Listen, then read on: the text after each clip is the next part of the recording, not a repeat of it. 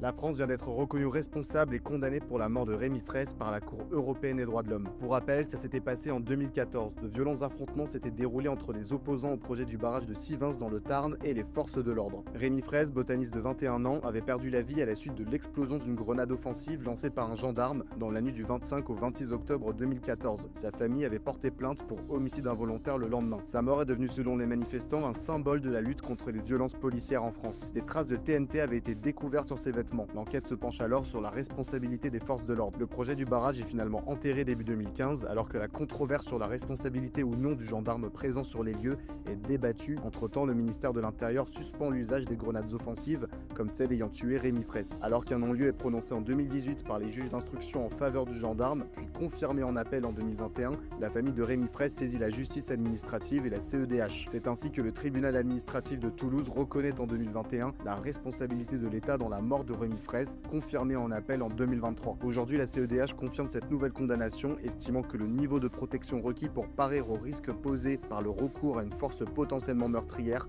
n'a pas été garanti.